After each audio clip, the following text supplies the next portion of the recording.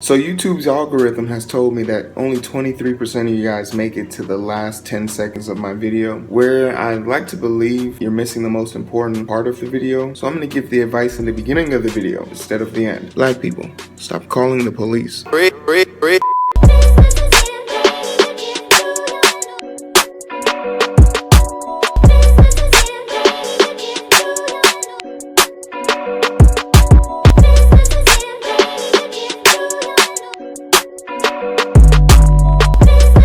If you don't know this yet, there's a hierarchy in the police department about threats. Not all police officers, but most, follow this hierarchy. And this hierarchy goes as followed. Starting from least dangerous to most dangerous, we have, obviously, white people.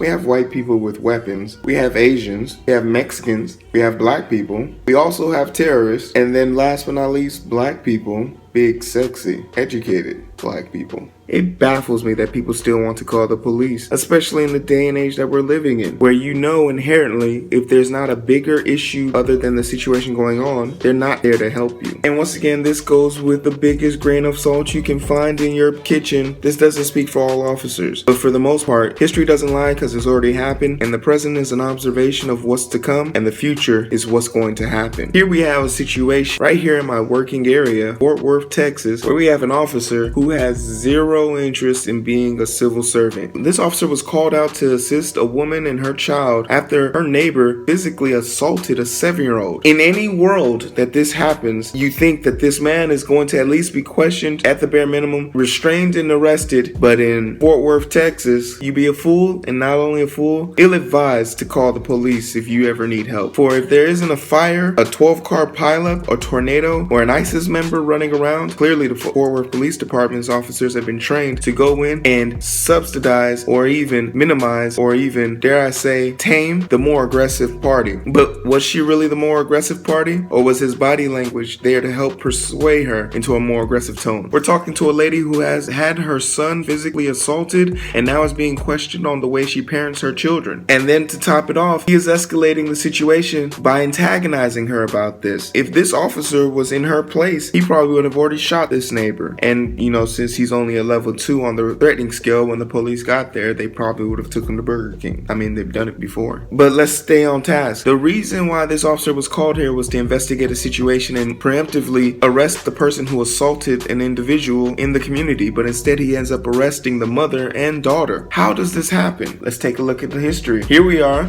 two ladies having an argument about a parking spot at a daycare. Police are called, and guess what? One lady starts crying. The other one, who's visibly pregnant, is arrested. They both had an argument about a parking spot. No one was assaulted, but the lady who's pregnant was forced to the ground and arrested. How does this keep happening? Why does this keep happening? Is it because they're preemptively taught to take control of a situation, and people who usually out of control in a situation in their eyes are African Americans? Or is this officer in Fort Worth, who is yet to be named, which is one of my biggest issues with this situation? We know the names of the victims, but we don't know the names of the suspects or the officer who further escalated this situation. Why are these two people being protected when they're the ones who caused the most trouble? More importantly, can we actually sit here and stop denying the fact that there's a racial bias in this situation? He was there to protect the white man, whether we want to believe it or not. His body language says that, and when he came into a situation where he saw 4 African Americans against 1 white man, he decided to step up and defend the white man, even though he was wrong. And his notion for putting his hands on somebody for littering is not even equivocal, but to an officer who believes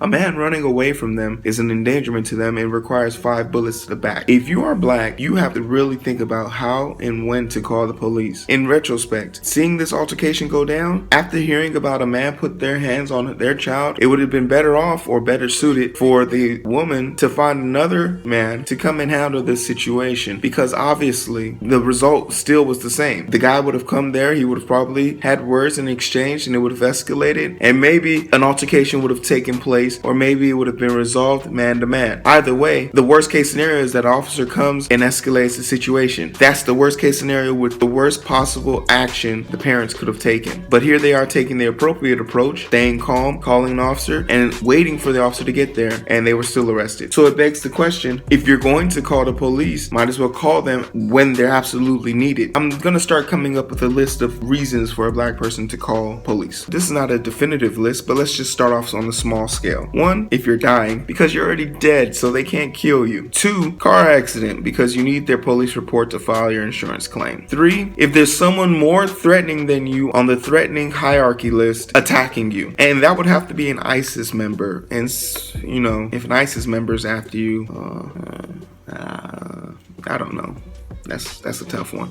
What I'm trying to say here, without hurting a lot of Blue Lives feelings, is you need to start policing yourself. You need to start defending yourself. I'm pretty sure that mother would have got a way different response from that officer if she was armed. I'm pretty sure she would have got a way different response from that neighbor if she was armed. I'm pretty sure if there is a significant other in her life, if he approached, it would have gone way different. If you already know the end result is not going to be in your favor, you might as well start going for the best possible goal, which is to make your point clear. Stop with us. Stop thinking that it is going to remain sweet. And more caveat to this scenario, for all you people who think that this is so unreal and so implausible, I want you to think about how you're cowering away from this scenario and this situation now. That you're not putting pressure on the people who can make definitive change in your community. You as a parent are responsible to protect your child not only when they're in your presence, but when they're not in your presence. It is also your job to make them fully aware of how vulnerable they are in the community, and by expressing that and showing that to them, they are more equipped and prepared to handle day-to-day activities that range from positive to outright discriminatory actions presented to them by complete strangers. Stop calling the police because they're not going to help you. And if there was one that was going to help you, they'd be speaking up for you right now. They'd be doing the right things. They'd be outing these officers who are doing the wrong thing. So it goes without saying, an officer who doesn't stand up for you in the dark definitely won't stand up for you in the light. As a community, we need to come together and start helping each other and teaching each other and also protecting each other, because daily double dose of advice. The black man has been protected and shielded by the black woman. I thank God for the protecting arms I've received from women throughout the course of my life. But as a community, we owe them a debt. As long as black men have been alive, and as long as black men will live, we will always have one unpenetrable shield, and that is the black woman. And as long as she's willing to give her body, mind, soul, and idea of hope to protect us, it is our obligation, it is our duty to make sure that that damn shield that doesn't have a single scratch on it.